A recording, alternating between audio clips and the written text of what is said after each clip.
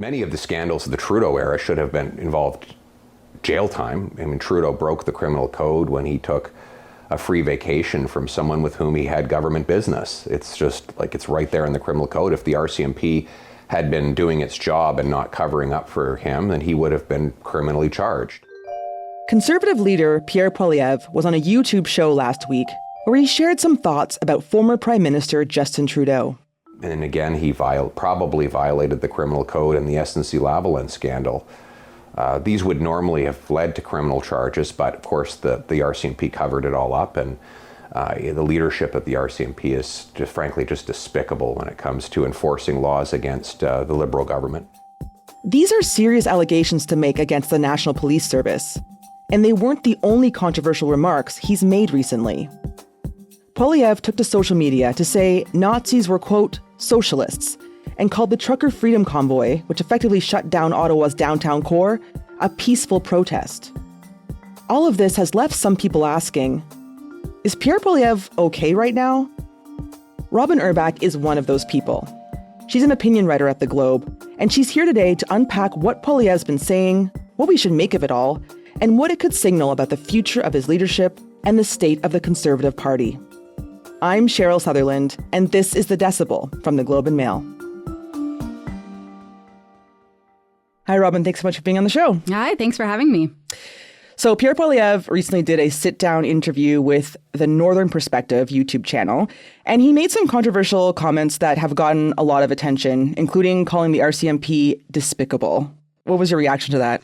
So I heard this interview. It was actually recorded earlier this month, and it was published about a week or so ago. And my first reaction was I was really shocked that he said this. And I wasn't shocked in sort of like a scandalized way, like, oh, my God, a politician is talking about the police in this way. And he's talking about how the former prime minister should have been jailed. I mean, you can be scandalized by that. We live in the Trump era, so it's very hard to be scandalized by those types of things. But I was really shocked that, frankly, Poilievre would say such a dumb thing. Like, it doesn't fit with his persona. It feeds into all the worst stereotypes and worst criticisms about him, the vulnerabilities that arguably cost him the election. And I was really surprised that he would do it because, frankly, I mean, he has been a politician for the last 20 years. We've seen him do his thing.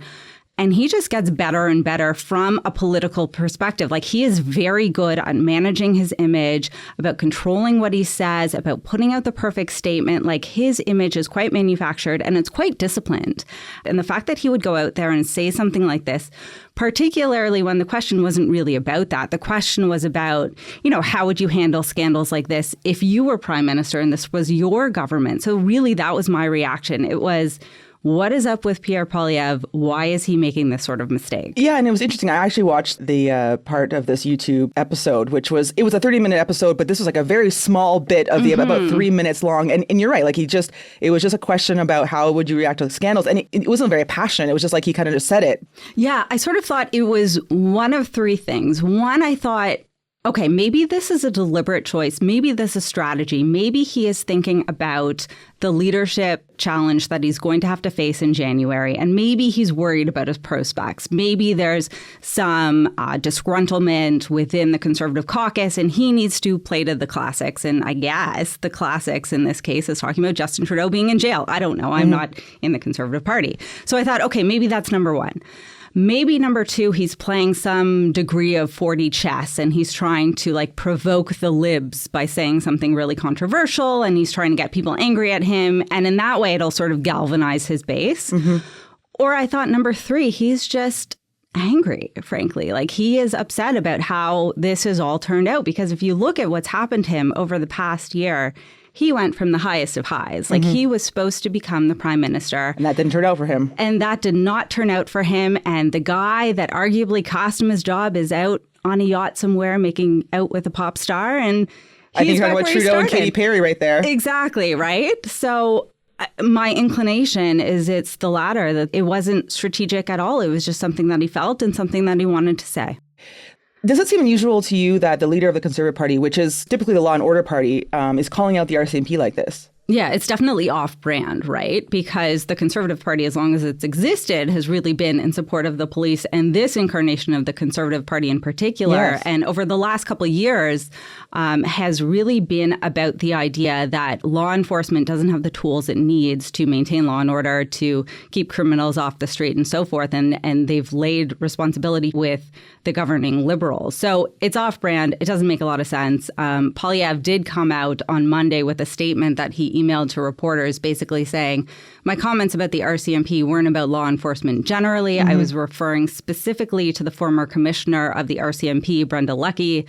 I don't know if that was or was not the case, but it's an effort at damage control. And it's also interesting, too, that the Toronto Star reported that Poilievre's office essentially issued a damage control cheat sheet to its caucus, basically saying when you get asked by reporters, by members of opposing parties about these comments that Poilievre made during this interview, here's what you say. And you say that we support law enforcement. Wow, so interesting. And is it unusual for Pierre Poilievre to kind of backtrack on these statements? It is, actually. Yeah. Like, I can't think of a lot of other occasions where he has backtracked. And I think it shows how off-brand and how off-message he was and how potentially damaging this is. I also find it very interesting that this information about damage control for the caucus has leaked out. It's not so interesting that the Office of the Official Opposition would give instructions to its caucus about how to handle a scandal. That happens all the time. But what does not happen all the time is that the information is leaked to the media. And that tells me that there's a bit of conflict and something funny going on within the Conservative caucus specifically about these statements. That's fascinating. And we should also point out that, there's this backtracking happening, but Pierre Poilievre did not apologize for the comments. No, he did not apologize. If anything, he's doubling down. He's just targeting his comments towards Brenda Lucki and not towards law enforcement writ large. Can you just kind of help me understand, why is it such a big deal that he made these comments on a YouTube channel like this? I think what's really interesting and relevant to Poilievre specifically, I mean, on the one hand, it's pretty egregious for the leader of the official opposition and for someone who wants to be prime minister to talk about a conspiracy to cover up criminal wrongdoing by the former government. I mean, that in and of itself is pretty astounding to hear. I think it's relevant to his political fortunes in particular because it feeds the perception of him that arguably cost him the election last time. So him saying this makes him seem unserious, unprincipled, unhinged, frankly, and it draws a direct line of comparison between him and Donald Trump because, as we know, the U.S. president is fond of talking about his political enemies in terms of criminals and getting them behind bars. And that was a criticism that Poilievre had to face during the election, was that he was too like Trump and that he would be soft on Trump. So for him to feed into that perception now, I think he's basically handing it to his critics on a silver platter by putting out these statements and giving them the opportunity to draw that direct comparison. I think that's why it's so significant as a political misstep, because it really feeds into that perception of him as not the right guy to lead Canada at this time. Right. And this is not just about this interview. He's also been doing some tweeting. Tell me about that. Yeah, I mean, we all do things that are not good for us, but we can't help ourselves, right? Some people smoke, some people tweet, and I tweet. And so does Pierre Poilievre. I mean, he tweeted recently, one of the things that got a lot of people excited, let's say, was he was quote tweeting his wife, Anna, who was talking about socialism. And Poilievre tweeted something about all of the failures of socialism in the past. And he referred to the Nazis as socialists, which, I mean, perhaps is true if you consider North Korea democratic because they have the word democratic in their name, but that's about as far as it goes. So he got pretty annihilated online for that one. And the other thing that he's been doing, which is more of a trend, is tweeting defenses, not necessarily of the trucker convoy, but of participants in the trucker convoy as they've been going through the sentencing process. Of course, a couple of them were sentenced just a week or so ago. Two of the organizers involved in the trucker convoy were sentenced to house arrest. So the most interesting one was recently when he called them peaceful protesters. Okay. And I suppose that's a matter of debate. I mean, the protesters during the trucker convoy weren't lighting cars on fire or breaking windows. But I don't know. I think when you occupy a downtown core for 3 weeks and you impede businesses and you make it difficult for residents to go into their homes and you honk at all hours of night and you ignore police instructions, and when there are elements of your group that are talking about overthrowing the government, I don't know if you could call that peaceful. But Poilievre did. So I think together it creates an impression of him, certainly, along with this interview, that he is kind of becoming sort of like those right-wing trolls that go online and try and provoke the libs and talk about how the Nazis were actually socialists and the trucker convoy was good and how the RCMP is in the bag for the liberals. It creates this impression that he has kind of lost what he's trying to do. Interesting. So we might not know the motivations of Pierre Poilievre at this moment, but do you think that he's getting the reaction that he wants?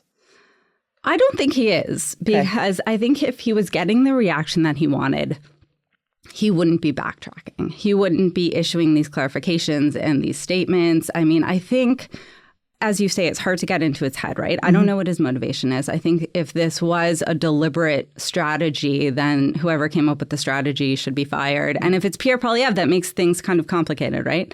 But I don't think it's deliberate strategy. I think of, and again, I'm reticent to psychoanalyze him because I have no idea what's going on in his head, but I try and think of it from a very human perspective. And I think, you know, if I was someone who had spent 20 years working towards this one specific goal, and it was right there, like I could touch it, I could taste it. I was measuring the drapes. I was putting pictures of my kids on the desk in the Prime Minister's office. And all of a sudden, Justin Trudeau leaves. And then this guy, Mark Carney, comes in and he becomes Prime Minister. And then he calls an election and he wins that election again. And now you're on the outs and you lose your own seat. So now you have to go and accept the resignation of one of your MPs and work in a by-election and win back your seat, despite the fact that you won the best showing that the Conservative Party has ever had. And you're still not there. And you look at the polls now, and Mark Carney is still actually doing okay, despite some of the hiccups he's faced in office. I mean, I would be angry too, and I'd be looking at who to blame, and I'd be looking at the RCMP, and I'd be looking at all of the people who called me this and that and thinking, is it my fault or are all these things lining up against me? So, I mean, I understand the frustration. I don't think the method is doing him any favors. We'll be right back.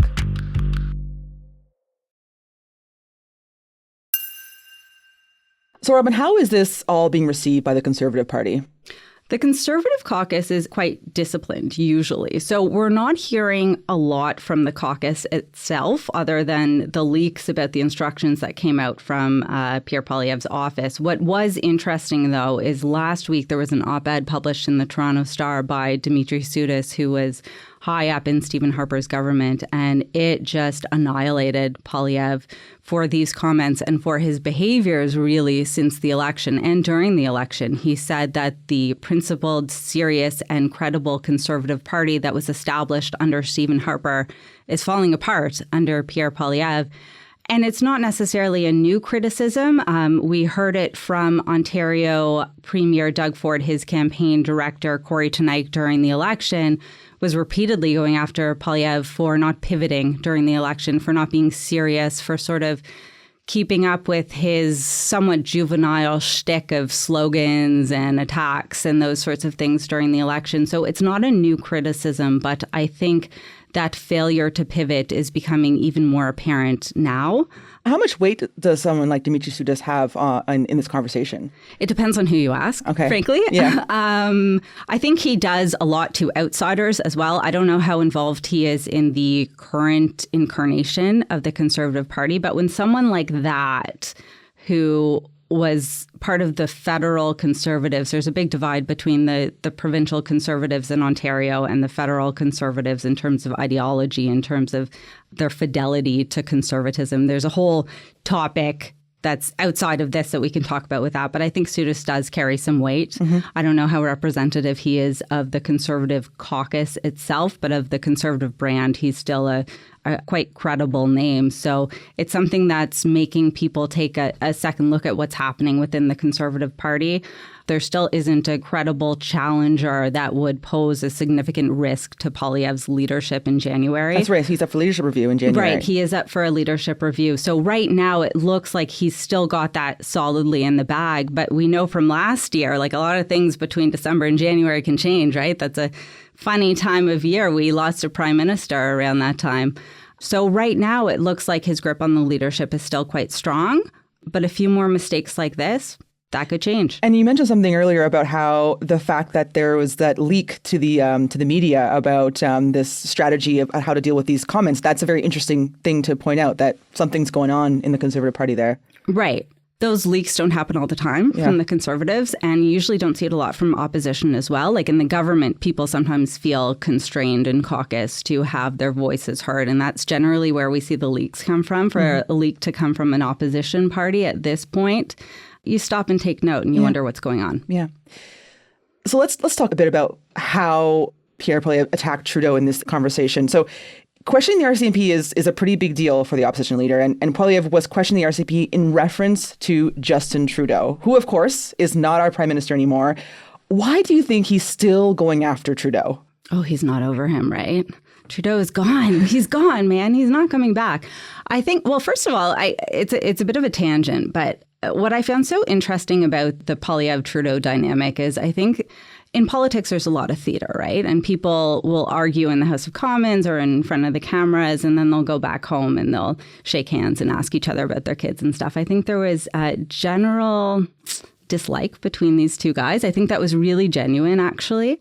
So it's interesting to see that manifest. I think Poilievre's ongoing fixation with Trudeau, you know, it's kind of like when people peak in high school and you always want to talk about how you were the prom queen and it was such a great time and you'd have parties on every weekend. And then, you know, it makes you feel better about sitting in your cubicle when you're like 35 years old and you're a bookkeeper. And, you know, you think back to that glory time. And that really was Pierre Poilievre's glory time, right? Like he was an excellent nemesis for Justin Trudeau, and he is not for Mark Carney. Mm-hmm. He is not the leader in waiting, which he was during Justin Trudeau's time, right? He was an effective foil, so effective that he got Justin Trudeau to resign. And it's almost like he's not done prosecuting that case because it worked so well for him. So certainly, I think from an outsider's perspective, you would say to him, like, dude, high school's over.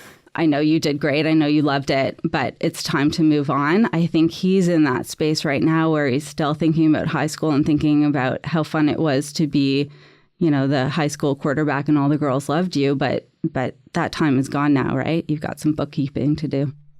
Yeah, so that's a good point that, you know, high school is over. This person that you've been fixating on is gone. So does he have any moves against Carney, the actual prime minister? So the Conservatives are in a really difficult spot right now because what Carney's Liberals have done essentially coming in is they've taken action very quickly on a lot of the things that the Conservatives have demanded action on. So the carbon tax is gone. The digital services tax is gone. The EV mandate has been paused. We're seeing action on home building, albeit in the form of more bureaucracy, which the Conservatives don't want. But I mean, it's action nonetheless.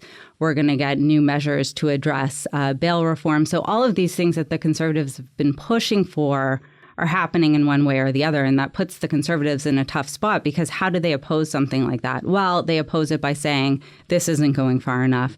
I think there is, however, an opportunity in immigration. Yeah, tell me about that. The Conservatives are very good at tapping into public sentiment. And public sentiment right now on immigration, which we can see from a variety of different sources and polling, is not favorable, to put it mildly. I think people are really anxious about the numbers of temporary foreign workers in the country, for example, and international students and so forth. And the Carney government has made some indications that they're going to crack down on it, but I think it's an opportunity for the Conservatives to come in and really make that push forcefully. And we've seen that already. Last week, Michelle Rempel-Gardner came out with an amendment that would have essentially ended birthright citizenship, which is the right for anyone who is born on Canadian soil to be automatically granted Canadian citizenship. And that's something that we do in Canada and the US, but a lot of peer nations don't do that, actually. They require that a parent either be a citizen or a permanent resident. So Rempel-Gardner came out and said, let's change this. The government, of course, said no, shut it down immediately. But I think it got a conversation going. And I can see the Conservatives continuing to go down that path, especially because the Liberals, I think, when you think about the party writ large, there's this almost sort of like Laurentian hesitation with pushing back on immigration, like it's sort of against the Liberal DNA.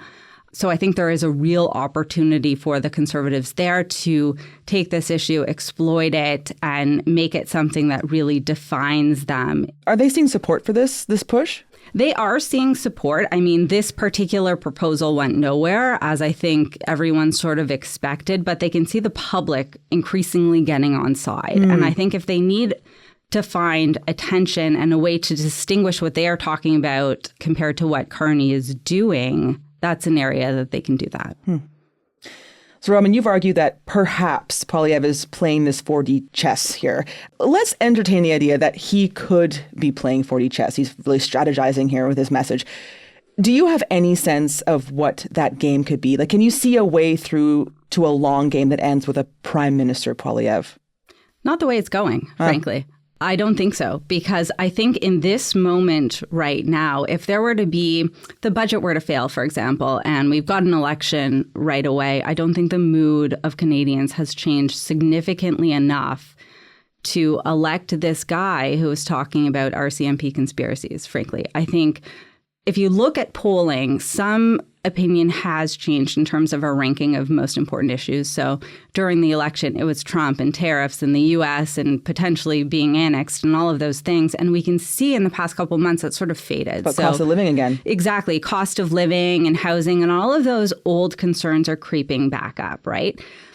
But that doesn't mean that we're not still looking for someone credible and serious and competent to take on those issues. And right now, Mark Carney seems to be the guy. When you look at opinions of who would make the best prime minister, Carney wins every time, right? Yeah, the polls are showing that right now. Exactly. Yeah. I don't think Poilievre is in a position right now to take that over. So I don't think the way that things are going, the long game would pan out for him, frankly. I think he really needs to change tactics and change approaches if he hopes to be successful at another election go, certainly against a guy like Mark Carney. All right, Robyn, we'll leave it there. Thank you so much for being on the show. Thank you. That was Robyn Urbach, an opinion columnist for The Globe. That's it for today. I'm Cheryl Sutherland. Our producers are Madeline White, Michal Stein, and Ali Graham.